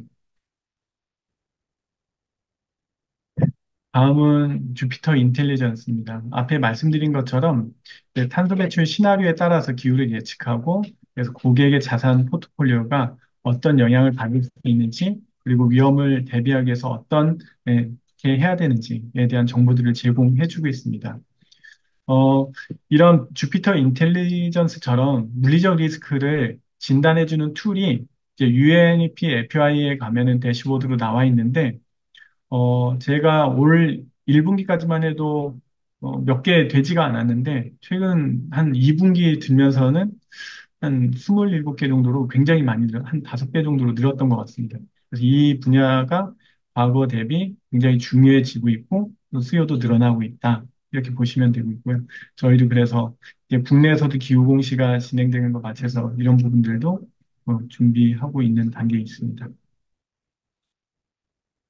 다음은 투모로우아이오인데 앞에 설명은 안 드렸지만 투모로우아이오도 굉장히 큰 스타트업이고 이스라엘에서 시작한 스타트업인데 미국으로 와서 이름을 투모로우아이오로 바꿨고 한 2천억 원 이상의 투자를 유치한 회사입니다. 이거는 바로 지난주인데요. 비엔나에서 있었던 세계 기상기술 엑스포에 투모로우아이오가 참여를 했었고, 이때 만나서 여러 이야기를 나눴는데, 가장 제가 관심이 갔던 부분은 여기 보이는 마이크로웨이브 사운더가 있는 위성입니다. 자체 그 소형 위성을 쏴서 6개의 위성을 가지고 있는데요. 이게 중요한 이유가 최근에도 미국에서 허리케인 피해로 굉장한 피해 뭐 사망자도 150명 이상으로 점점 늘어나고 있는데 사망자도 많고 재산 피해도 어마어마한 규모인데요. 이 위성이 중요한 이유가 우리가 천리안 위성 같은 경우는 대부분 적외 채널이나 이런 것 채널이 여러 가지가 있지만 적외 채널 같은 경우는 이렇게 그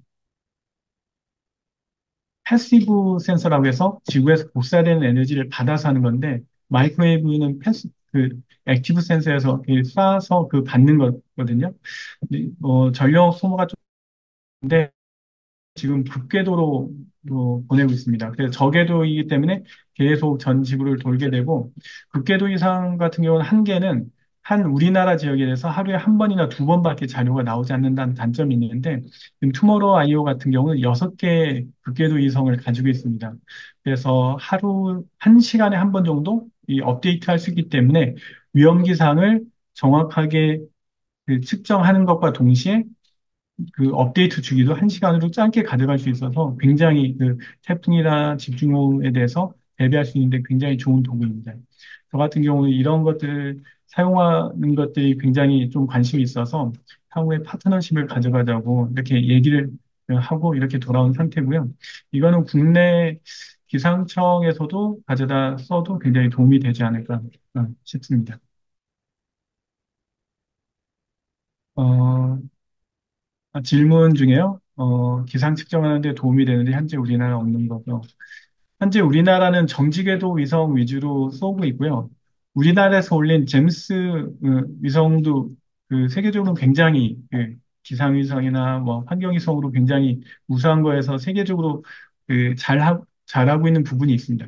그리고 요거는 좀 다른 영역이라고 보시면 될 것 같습니다. 재난에 맞춰져 있는 거라고 보시면 될 것 같고 이 두 개를 사실 한 나라에서 모든 걸 다 하기보다는 사실 이 자료와 그리고 우리나라가 있는 자료와 그리고 다른 나라에 가지고 있는 자료 이런 것들을 융합해서 쓰는 게 제일 좋을 거라는 생각이 들고요.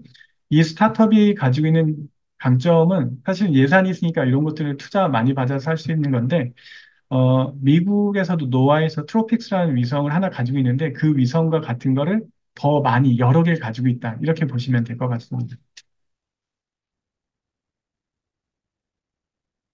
그래서 이 투모로우아이오에서 서비스하는 그 흐름도를 이렇게 보시면은 이 위성 자료를 가지고 계속 시간적으로 얼마나 뭐 바람이나 강수가 얼마나 오는지, 이 익스트림 웨더가 얼마나 오는지 보고 그 데이터를 가지고 각 산업 영역별로 알람을 주게 되는 거죠. 네, 각 산업별로 그 기준치도 다 따르게 스레솔을 가지고 있고요. 그 다음에 그 오른쪽에 보시면 이제 위성으로 본 그 강수 그룹이거든요. 그리고 이 아래쪽에 보면은 이 예측에 대한 게 쭉 보입니다. 예측에 보면 시간이 멀어질수록 이렇게 범위가 넓어지게 되죠.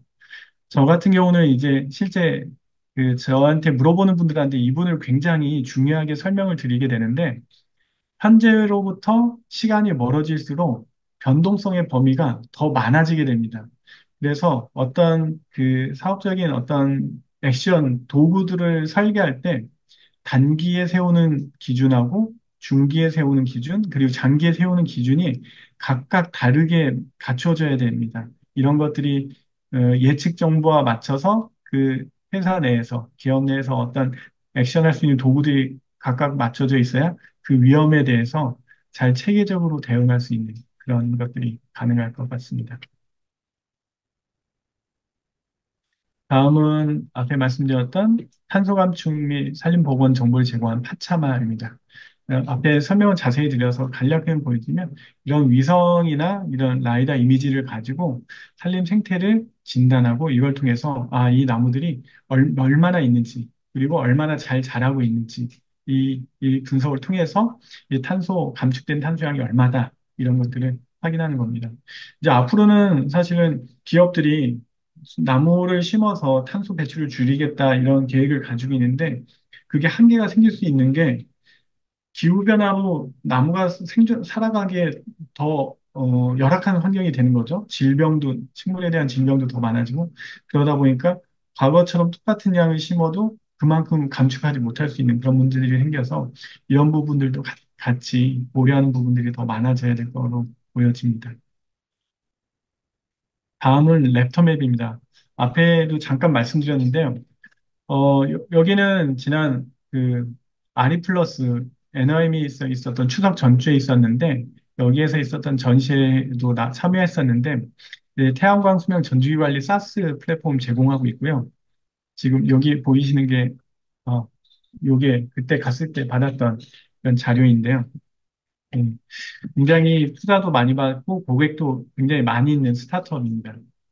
그리고 이 전시회 때 가서 봤던 에너지 부분 얘기를 하니까 같이 말씀드리면, 국내 같은 경우는, 어, 태양광으로 인한 재난 피해가 뭐 침수가 일부 있다든지 뭐 이런 것들이 일부 있는데 해외 같은 경우 글로벌리 보면은 그 글로벌 프로젝트들이 굉장히 그 넓은 영역 사막이라든지 뭐 미국의 이런 데들에서 더 많은데, 제가 가보니까 먼지, 소일에 대한 그 먼지로 인해서 생기는 태양광 발전 감소, 이런 것들을 어떻게 진단하고 그 대응할지, 액션할지, 이에 대한 부분들도 많이 보고 있고, 그 O&M 하는 쪽에서 어떤 요소를 많이 보냐 했더니 저는 강수라고 얘기할 줄 알았는데 강수보다 바람과 그 우박을 중요하게 본다고 하더라고요. 썬더스톰을 중요하게 보는 건데 이 이유가 바람 같은 경우는 허리케인 피해가 있을 때 이런 것들이 대비해야 되고 우박 같은 경우는 우리나라는 크지 않은데 해외 같은 경우는 주먹 많은 것들도 많이 내기 때문에 이런 피해를 줄여야 되는 겁니다. 그렇다면 여기서 질문이 하나 나올 수 있을 텐데요. 우박이 온다고 해서 어떻게 대비할 수 있느냐 이런 고민이 있는데 그래서 이번 전시회 때 보니까 굉장히 많이 나와 있던 게 싱글 틸트 되는 그런 태양광 설비. 그 기초가 우리나라는 거의 고정형을 많이 쓰게 되는데 싱글 틸트 형태의 그 건축 구조물, 태양광 설치 구조물에 대한 기업들이 굉장히 많이 나와 있었습니다. 그래서 바람이 많이 불겠다 하면은 수평으로 만들어서 바람 피해를 줄여주고 그리고 우박이 올 걸로 예상된다. 그럼 이걸 수직으로 세워서 우박 피해를 최소화하는 그런 계획을 가지고 있더라고요. 참고로 알고 계시면 될 것 같습니다. 여기 오른쪽에 보이시는 것들은 이제 랩텀에서 제공하는 그런 플랫폼 서비스의 화면이나 앱 예시이고요. 그리고 맨 오른쪽에 있는 거는 그런 분석을 위해서 사용하는 다양한 자료의 레이어들이라고 보시면 될 것 같습니다.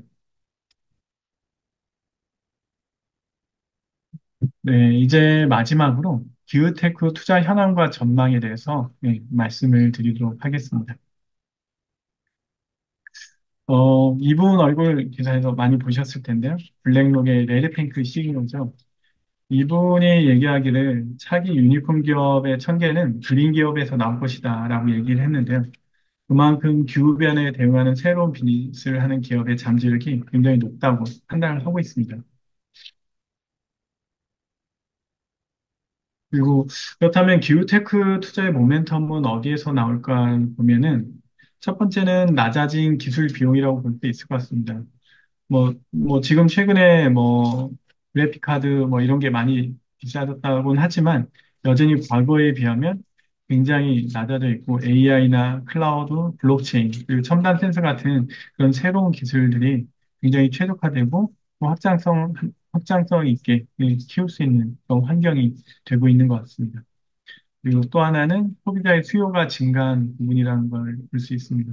지속 가능 제품에 대한 선호도가 최근 젊은 세대에서도 그런 경향들도 있지만 전체적인 산업의 흐름 아니면 최근에 재해가 더 심각해지면서 이런 거에 대한 중요성이 더 인지되면서 이런 수요가 증가하는 부분이 있다고 볼 수 있을 것 같습니다. 뭐 최근에는 전쟁이라든지 다른 영향들이 있어서 조금은 좀 주춤한 부분들도 있지만 여전히 큰 그 방향성이나 흐름에서는 이게 이어지고 있다고 생각이 되고 있습니다. 그리고 다음은 강력한 정책과 규제인데요. 이 부분이 사실은 전쟁이라든지 글로벌 그 흐름이 조금 변화해서 약해진 부분이라고 볼 수는 있는데, 어, 탄소 배출 기업들이 그 기업 활동을 제한하거나 단계적인 폐지에 대한 내용들이 굉장히 강해지고 있습니다. 앞에 말씀드렸듯이 유럽이나 미국이나 이런 데들은 ESG 공시가 의무화되었고요. 국가 단위로 탄소 감축량이 NDC로서 선언이 되면서 국가별로도 목표가 설정이 됐습니다. 여전히 산업이나 여러 많은 영역에서 좀 저항이 있어서 그 속도는 늦어지고 있는데 현재 발생하고 있는 이런 이상기후나 이런 피해 정도를 본다라면은 좀 더 서둘러야 되지 않을까라는 생각은 들고 있습니다. 그리고 마지막은 투자 증가 부분이 있을 것 같습니다. 예, 자산운용사라든지 운용펀드도 탈탄소 중심으로 많이 늘어나고 있고, 코로나 때 사실은 가장 많이 늘어나고, 지금은 다소 주춤하긴 하지만, 여전히 뒤에 데이터를 보여드리겠지만, 그래도 여전히 그 양은 많아지고 있는 추세에 있다라고 볼 수 있을 것 같습니다. 여기 보면 여러 유럽도 있고 미국도 있고 다양한 기후테크 전문 엑셀레이터들이 있는데요. 국내에서도 소풍 벤처스라든지 블루포인트 파트너스, 디스리 주빌리, 뭐 이 여러 가지 굉장히 많이 생기고 있고요. 유럽에서도 이런 120개 정도의 엑셀레이션, 인큐베이션 프로그램을 운영하고 있습니다. 영역들로도 보면 에너지라든지 도시 환경 아니면 에그리푸드 아니면 임팩트 이코노미, 트랜스포트, 로지스틱스 아니면 자원순환 이런 영역들이 굉장히 많이 이루어지고 있습니다. 어, 해외 기후테크 캐피탈의 투자 규모를 보면은, 지금 이 자료는 과거에는 이제 폴런 AQ나 이런 데서 2023년 상반기 정도까지는 계속 나왔는데 그 이후로 안 나와서 동일한 기준으로 나오지가 않아서 지금 제가 최신 자료는, 음, 지금 실리콘밸리 뱅크하고 클랜테크 그룹, 그리고 피츠북에서 같이 만든 US 지역에 국한한 그런 VC 인베스트 데이터를 가져왔습니다. 여기에서 보면 시리즈별로 어느 정도가 되고 있는지, 그리고 전체 딜의 건수가 얼마나 되는지, 그리고 전체에서 차지하는 이 그룹이 차지하는 비율이 어느 정도인지, 이 세 가지 자료가 있는데요. 그럼 딜 건수는 지금 21년도가 제일 많았고, 22년 좀 줄었고, 23년도 약간 줄었습니다. 그럼에도 불구하고 코로나 이전보다는 다소 늘어나고 있는 그런 시기라고 볼 수 있을 것 같고요. 음, 다음은 시리즈별로 금액을 보면은 과거에는 시리즈 G가 굉장히 많았는데 최근에는 시리즈 G가 조금 줄었고 시리즈 AB CD에서 시리즈 AB 정도가 좀 늘어나는 추세에 보고 있다 정도 보시면 될 것 같습니다.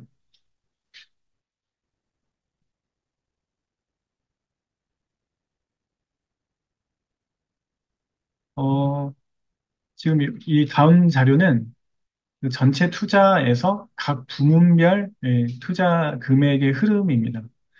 보면은 전체적으로 기후테크 전체적으로는 좀그 최근 코로나 이후로 다소 감소는 했지만 증가하고 있는 분야들이 있습니다. 여기 보시면은 어, 크레인퓨얼이라든지 청정연료 아니면 프라이메리 된 얼스 데이터, 지구 데이터 부분이죠. 이 부분이 아마 위성이나 지구 데이터, 이런 지오테크 영역에 해당하는 부분이 굉장히 많이 늘어난 게 있고, 카본 테크 쪽도 굉장히 많이 늘어나고 있습니다. 당장 줄이는 게 굉장히 중요하기 때문에 이 영역들은 굉장히 많이 늘어나고 있다. 그리고 이 트랜스포테이션 로지스틱 이쪽은 전기차 분야가 과거에 많이 투자가 됐었는데 이미 기술이 완성돼서 이쪽은 좀 줄어들지 않았나 이런 생각들도 들고 있습니다. 나머지 영역도 금액 자체는 다소 줄어든 경향이 있습니다. 이 분야별 흐름으로 본다면은 이 가장 증가한 영역들을 볼 때 실제 탄소 배출을 줄이는 영역, 그리고 현재 발생하고 있는 기후 위기를 어떻게 진단하고 대응할지에 대한 영역들에서 좀 투자가 최근에는 많이 늘어나고 있다라고 볼 수 있을 것 같습니다. 그리고 이 자료는 최근 10년 동안 그 스타트업 투자 대비 기후기술 분야 투자가 어느 정도 비율로 가고 있는지나 투자자 수가 얼마나 변하는지 이런 것들입니다. 보시면은 왼쪽 자료가 기후기술 분야 투자 비율인데요. 점점 증가하고 있습니다. 저기 2013년도부터 2023년 3분기까지 있는데 최근에는 거의 한 10에서 12% 사이, 12% 가까이까지 증가하고 있는 걸 볼 수 있고요. 그리고 기후기술 분야 누적 투자자 수는 꾸준히 늘어나고 있고요. 그리고 또 하나 관심 있게 볼 부분은 그 LP 투자자들인데요. LP 투자자들은 대체로 수익에 중점을 둔 그런 투자자들인데 기후 영향을 고려해 투자함으로써 더 나은 수익을 기대할 수 있다고 판단한 사례가 이제는 종종 나오고 있다라고 보여주고 있습니다. 아래는 기후테크 벤처 캐피탈들의 투자 규모입니다. 분야별로 본 건데 이거는 조금은, 최근에는 이게 업데이트된 자료가 없어서 21년도까지인데, 이때까지만 해도 모빌리티 분야가 꽤 많이 있었죠. 모빌리티 및 운송 분야, 뭐, 루시드나 이런 것들이 대표적인 것들이고, 뭐, 식품, 농업 및 토지 이용 분야에 대한 스타트업 투자액도 꽤 많이 있었고, 유니콘도 꽤 많이, 13개 정도 많이 나왔습니다. 그리고 에너지 분야가 한 9개 정도 스타트업 나왔고, 투자액도 8.2 빌리언 달러입니다. 제조 분야에서도 10개 정도 꽤 많이 이 스타트업이 유니콘이 나왔고요. 아래쪽으로 내려가면 지구 및 기후 데이터 생성의 유니콘 기업으로는 앞에 설명드렸던 투머로우 아이오가 포함되어 있습니다.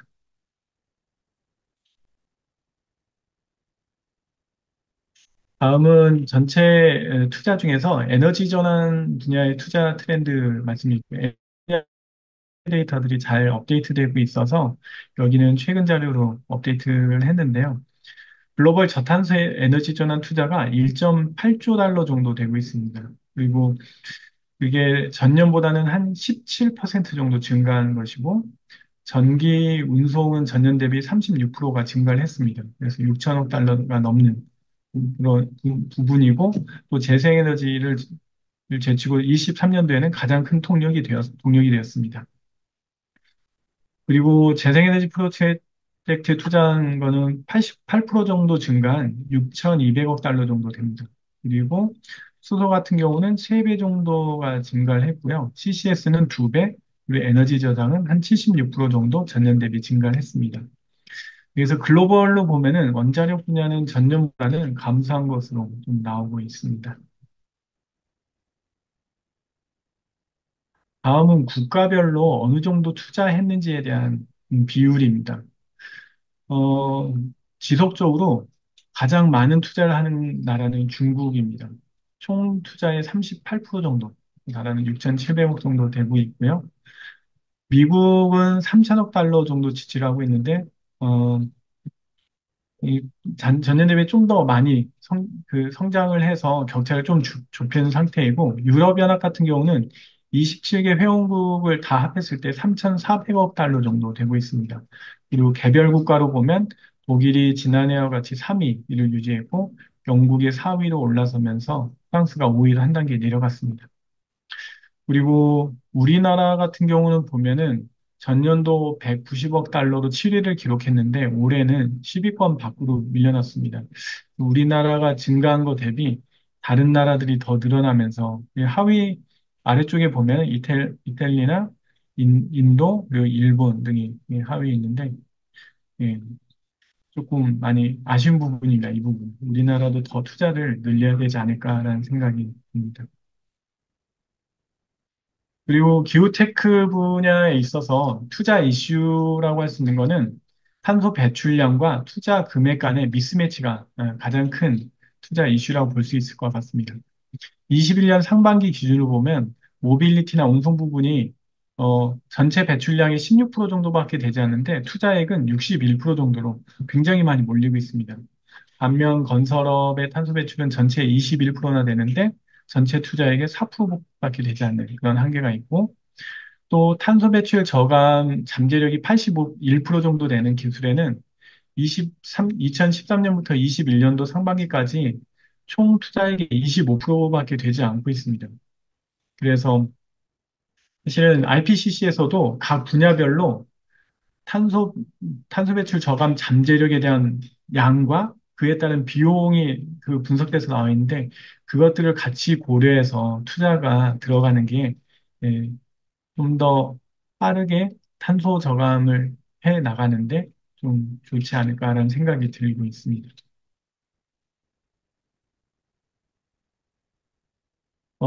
기후테크 투자 효과를 향상하는 방안, 앞에서도 조금 그 분야를 좀, 탄소 배출의 비중과 투자 비중을 좀 맞추는 게 좋겠다 말씀드렸는데, 첫 번째는 극적인 혁신이 가능할 수 있게 하기 위해서는 시드 투자 이전 단계의 스타트업에 대한 관심이 좀 많이 필요합니다. 이 단계가 사실은 불확실성이 크다 보니까 투자가 좀 부족할 수 있는데 좀 더 많이 발굴하고 더 많은 투자를 통해서 이런 것들이 혁신이 가능하도록 해주는 것들이 중요할 것 같다는 생각이 들고요.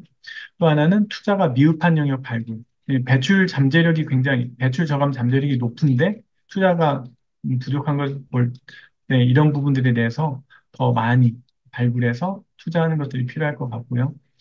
그리고 전체 투자 사이클에서도 기술 성숙도라든지 스케일을 고려해서 전략적인 접근이 같이 있으면 좋겠다라는 생각이 들고 또 하나는 그린워싱을 경계하는 것들도 좀 중요할 것 같습니다. 어, 투자하는 기술이 수익률과 더불어 실제로 얼마나 배출 저감에 기여하는지 이것도 같이 봐야 되는데 네, 이런 것들이 조금 지금은 부족하지 않나라는 의견들이 있는 것 같고요. 또 하나는 기후변화 적응에 대한 투자. 현재는 투자가 상당수가 완화 부분에 많이 들어가 있습니다. 그런데 적응 부분에 좀 더 투자가 늘어나면 좋겠다라는 생각이 있고, 지금 보면은 적응에 대한 투자 얘기는 지금 조금 더 그 과거 자료인데, 제가 가장 최신 미국 투자 동향에서는 이제 기후 데이터에 대한 투자가 늘어나고 있다고 말씀드려서 이 부분이 어느 정도 좀 반영이 돼서 변화가 시작되고 있다라고 좀 보여집니다. 그리고 기후기술 투자 같은 경우는 일반 다른 스타트업 투자 대비해서 사실 타임라인이 좀 더 깁니다. 현재는 모든 투자 라운드들이, 펀드들이 다 주기가 비슷한데 기후기술 분야에는 그에 맞춰서 좀 더 긴 텀으로, 긴 호흡으로 투자하고 외래 피드백을 받을 수 있는 그런 것들이 좀 필요하지 않을까라는 생각이 듭니다. 다음은 앞에 잠깐 말씀드렸던 녹색 금융을 위한 기후테크의 기준이 되는 그린 텍소노미입니다. 먼저 EU 텍소노미가 기반이 돼서 만들어지는 우리나라의 K 텍소노미가 있는데요. 어, 이 텍소노미란 건 탄소 중립에 대한 친환경 기준이 되는 거고 한국형으로 만든 게 K 텍소노미입니다. 이 목적은 환경적으로 지속 가능한 경제 활동의 범위를 정하는 것. 그래서 특정 기술이나 산업 활동이 친환경인지 판별할 수 있는 기준이 되는 역할이 되는 것입니다. 텍소노미가 그 의미이죠. 그리고 기업의 입장에서는 분류차기에 부합하는 경우엔 채권 발행이라든지 프로젝트 파이낸싱 등 투자 유치 활동이 원활해지고 또 친환경 산업이 더 많은 투자가 이루어져서 녹색 경제 사회로 전환이 가속되도록 하는 그런 경제적인 관점에서 이런 것들이 더 잘 굴러나게 해주는 그런 기준이 되는 것입니다. 그래서 이 텍소노미를 통한 6대 환경 목표 및 적용 기준을 보면은 환경 목표는 첫 번째 온실가스 감축, 두 번째는 기후변화 적응, 세 번째는 물의 지속 가능한 보전, 네 번째 순환경제로의 전환, 그리고 다섯 번째가 오염 방지 및 관리, 여섯 번째는 생물 다양성 보전입니다.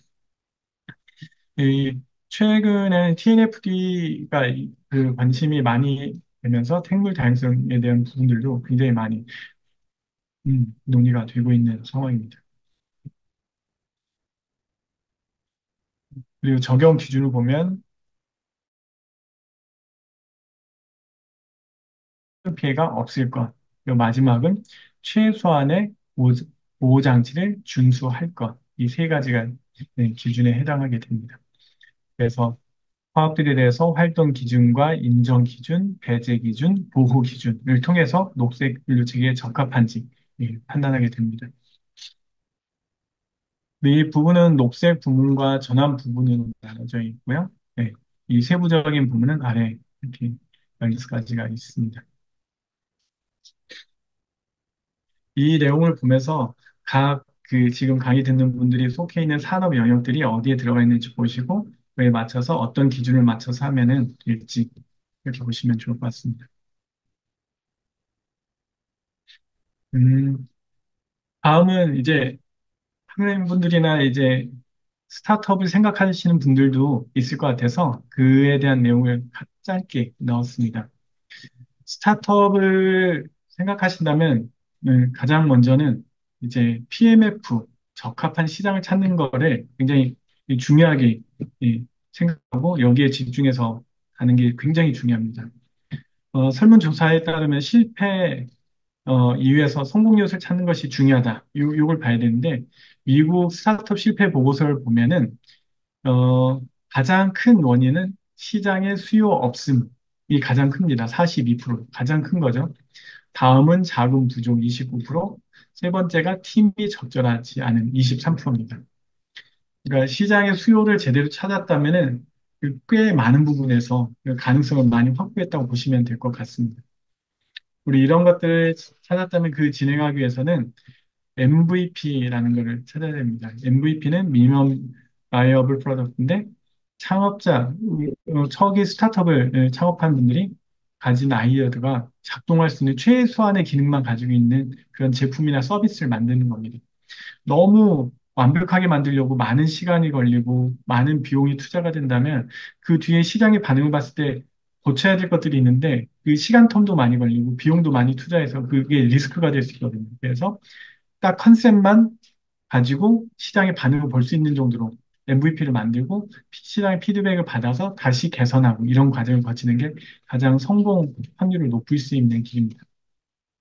그리고 PMF는 계속 설명드린 프로덕트 마케팅, 제품과 시장이 얼마나 부합하냐를 검증하는 그런 과정들이 필요한 것입니다. 다음은 스타트업의 성장 단계에 따른 자금 조달 유형입니다. 일반적으로는 창업, 성장, 성수, 안정, 구조정 이런 단계, 네 단계로 볼 수 있는데요. 가장 처음 시작 아이디어가 개발됐을 때 초기 시드 투자를 받게 됩니다. 시드 투자를 받아서 시제품 제작하고 지금 이 시기가 매출이 없는 그 죽음의 계곡이라는 이 시기인데요. 이 시기를 잘 벗어나서 시제품 제작하고 매출이 나오기 시작할 때 이 시점에 이제 시리즈 A를 받게 됩니다. 그 정식 출시해서 시리즈 B를 받고, 그다음 대규모 채용이라든지 성장을 가속하고자 할 때 시리즈 C 이상, 그리고 마지막 해외 진출이나 시장 확대되는 단계에서 엑시트를 하게 됩니다. 엑시트는 뭐 해외 같은 경우에 M&A를 굉장히 많이 있고, 국내는 IPO 중심으로 되는데 IPO나 M&A나 이런 형태로 엑시트를 하게 됩니다.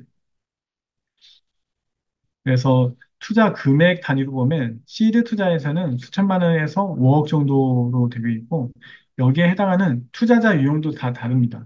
여기는 투자는 보통주나 세이프. 세이프라는 거는 초기 스타트업 같은 경우는 가치를 정확하게 매기기 어렵기 때문에 세이프라는 방식이 최근에 도입이 됐고요.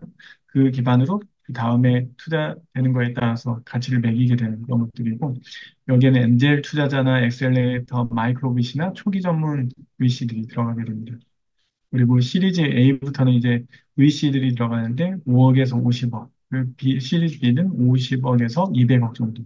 그리고 이 시리즈 A부터는 투자 방식이 보시면 ICPS라고 하는데 ICPS는 상환변화 우선주입니다. 네, 상환권도 있고 전환권도 있고 우선주로서 받게 되고 그 뒤에 시리즈 C 이후에는 CB나 BW 뭐 이런 형태로 연결되고요. 사모펀드나 이런 것들은 시리즈 B 단계 정도에서 들어가게 됩니다. 네, 이제 마지막 페이지입니다. 기후위기 시대, 정말 최근에 나오는 기사들을 보면은, 정말 이거는 그 증명이 따로 필요 없는 말인 것 같은데, 이런 기후위기 시대에 한편으로는 또 새로운 기회가 기후테크에서 시작된다고 생각하고 있습니다. 그래서 저도 이제 대기업에서 나와서 이렇게 창업을 하게 된 건데, 여러분들도 이런 기후위기 시대의 새로운 기회를 기후테크에서 잡았으면 좋겠습니다. 감사합니다.